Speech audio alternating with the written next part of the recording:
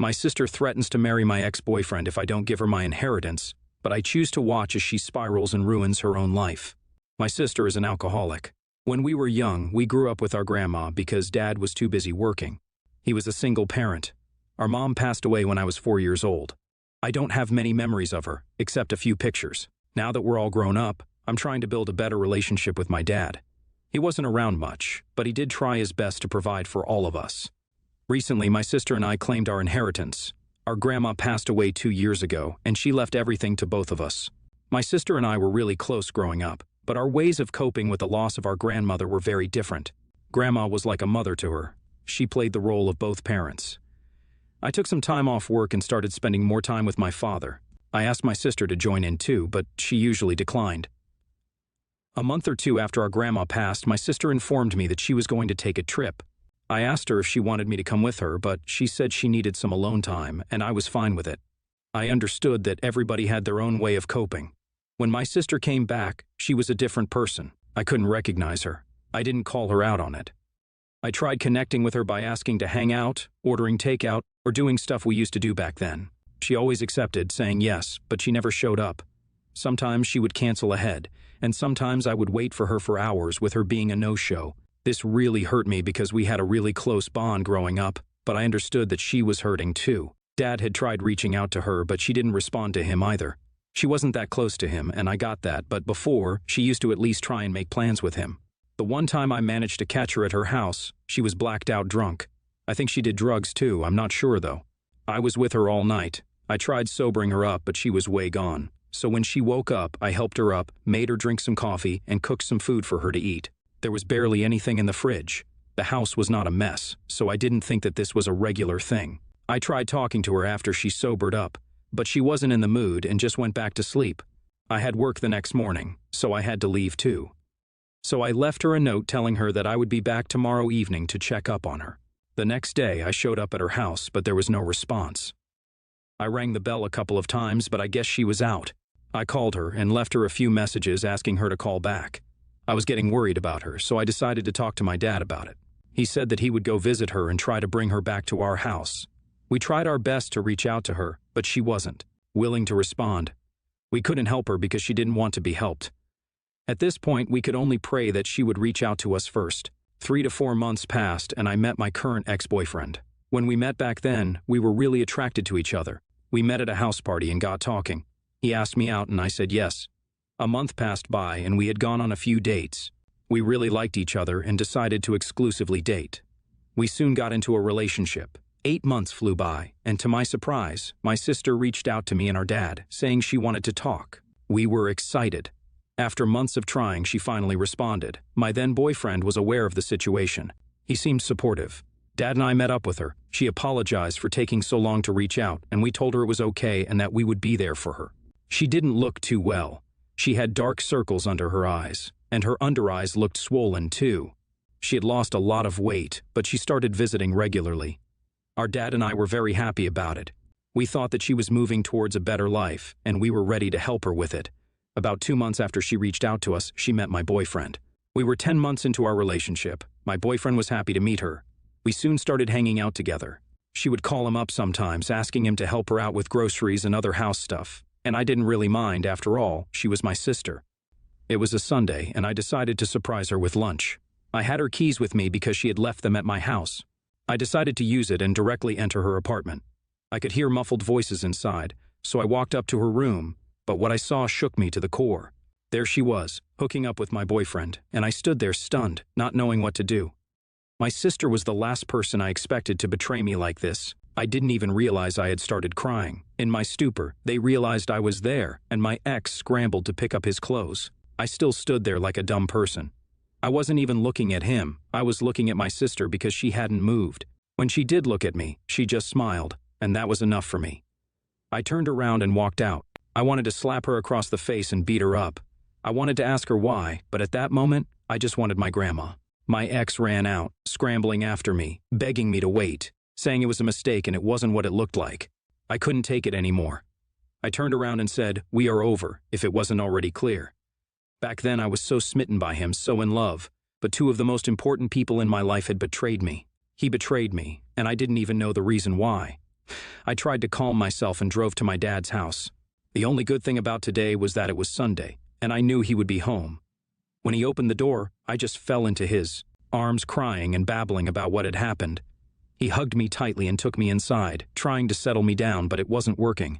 He just ended up rocking me for hours till I fell asleep. I didn't sleep for long, but when I woke up, he was still holding me. He made me drink water and sliced some fruit for me to eat. He waited patiently. When I felt I could talk, I told him what happened. I told him about me deciding to surprise her, and then her hooking up with my boyfriend.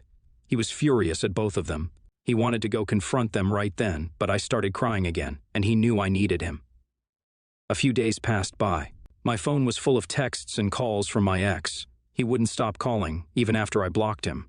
He used other numbers to call me. My so-called sister hadn't called or texted me even once. I was heartbroken by both of them. When I tell you I didn't see it coming, I mean I really didn't see it coming. My friends showed up at my dad's house while I was still there and pulled me up. I did go to work, but nowhere else. They took me out to dinner and tried to take my mind off what had happened.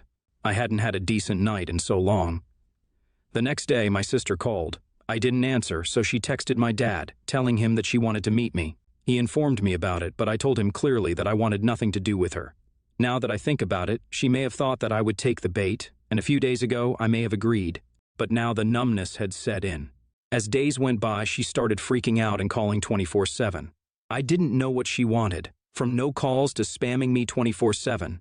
It's a good thing I had a few different numbers. Nothing important or work-related was registered with that number, so I deactivated it. Finally, some peace. All I wanted was to move on from this. I didn't need to know why, who, or what they were thinking. I didn't need to. I didn't need anything from them. I was strong enough to move on with the support of my friends and father. I wasn't willing to even look at her or consider that she was my sister. I still remember that look on her face after I had caught them. There was no regret, not an ounce of guilt, and that was enough to push me on. She was sadistic, and he was a cheat. I wasn't going to give them power over me. She still wouldn't leave me alone, though. Since I wasn't at my place, she showed up at our father's place, screaming at him to open the door because he wouldn't let her in. It was late at night, and I honestly felt bad for him. I didn't want to make him choose. We were both his daughters, but she had ripped a piece out of me, and that was all I could think and feel about. I wasn't going to let her take my dad away from me, too. I could hear her outside, threatening to break down the door. The crazy.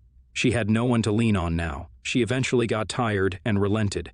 She kept showing up, though. Dad and I were both getting stressed out, so he asked me if it was okay for him to talk to her on my behalf. I disagreed. I didn't want him talking to her. I wanted her to be alone and suffer the same heartbreak I did. Around 2 weeks pass, and I eventually agreed to let him talk to her, but not in the house. She was a pest, so he called her up and set a time. Who knew she was going to go crazy on him too?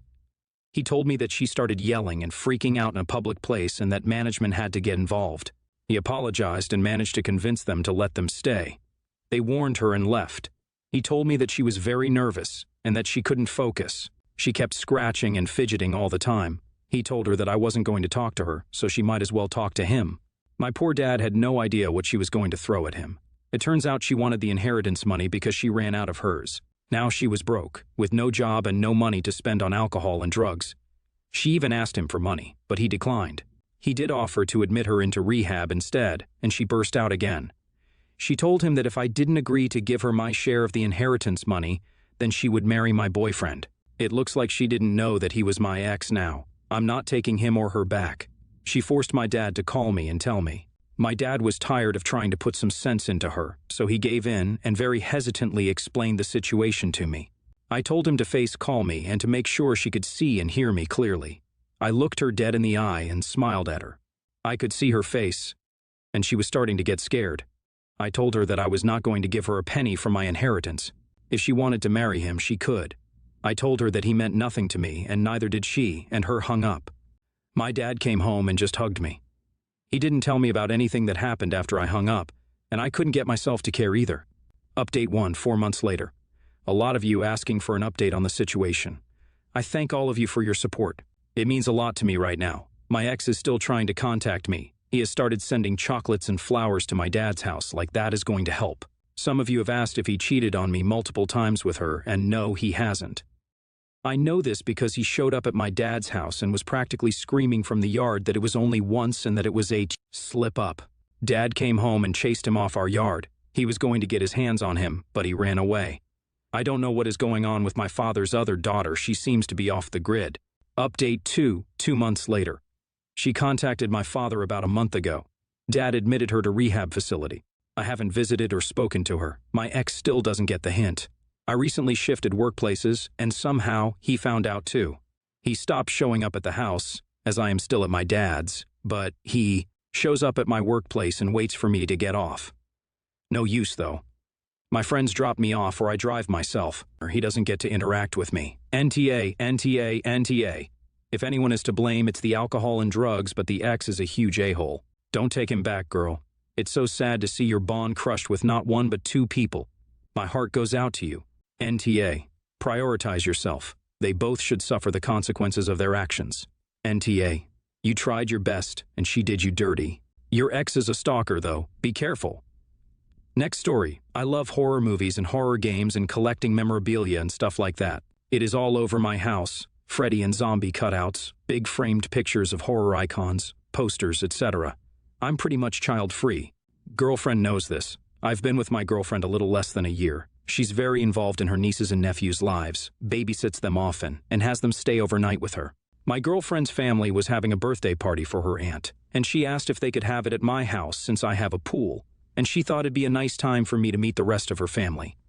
I agreed. All the kids are under the age of 10, so I moved the big stuff, like cutouts and items hanging on walls, into my spare room. My Chucky and Tiffany dolls included because my cats like to roam. I don't close any doors except my office. Kids still found the dolls and other stuff and were terrified. Girlfriend says I should have put it all in the garage and locked the door. The day after, my girlfriend and her sisters came over to tell me the kids had had nightmares. She also said that if I'm serious about her, I should redecorate my house anyway to make it more child-friendly so she can have her family over without scaring them. I pretty much laughed and told her no.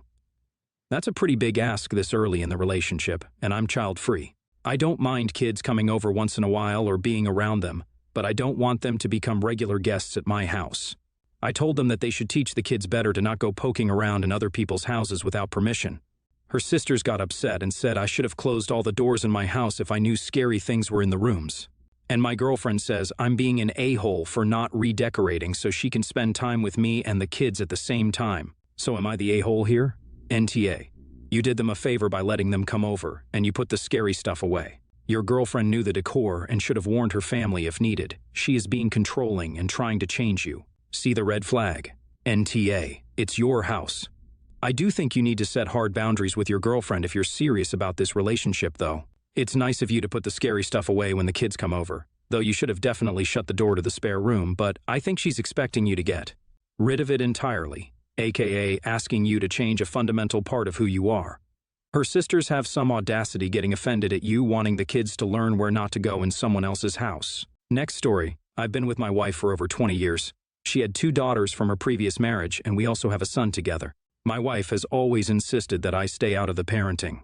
When the girls were young, I tried to take them on a walk without her, and she was furious, and since then, I've never tried to be involved. I'm the breadwinner, and she's a stay-at-home mom. It's come to my attention that my wife plays favorites with our family and doesn't actually treat her 2 daughters the same as our son. We have recently fallen out about it, and she has told me that she is the parent and knows what she's doing. So I want to ask, ITA for noticing these things and pointing them out? I've just realized that the girls are feeling quite neglected. All 3 children are now adults, all in their 20s. We take my son on holidays and don't invite my daughters at all. My wife is telling the daughters to spend time with their friends over Christmas rather than come home. My wife insisted my son needed a car, so we bought him one, but when her daughters needed cars, she was silent. Our financial position has always been the same. She then lied to the daughters and said this was a loan to the son. She cooks foods the daughters don't like and just says tough, whereas makes a special dinner every night for my son. She stirs trouble between the siblings and pits them against one another. She plays favorites and pretends to be each of their best friends, but then gossips behind their backs with the other siblings. She seems to sabotage the daughters by not giving them the correct instructions for something, then waiting for them to come to her crying as they were unable to do something. But the reason they couldn't do it is because of insufficient instructions. AITA for pointing out that these things aren't really what family is all about. I've only just noticed this is all going on, and she's telling me to stay out of it. It's causing tension between us. ITA here, Esh. Your wife is a huge a-hole, no question. Those poor kids. is probably a combination of seismic and associating her daughters with their father. Also, she's a stay-at-home mom to adults in their 20s, but in 20-plus years, you didn't realize this was going on? You tried to take the kids for a walk once. She said no, and you just said okay. This is how a relationship should go. I shouldn't be able to do anything with my stepdaughters at all. You absolutely let your son get favorites for 20 years. Esh.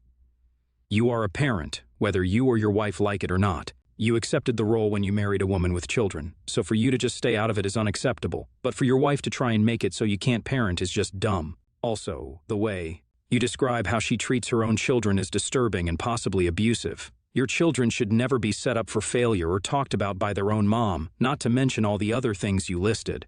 If you want a relationship with those girls after they are adults and find their own way, then you should work to rectify things immediately.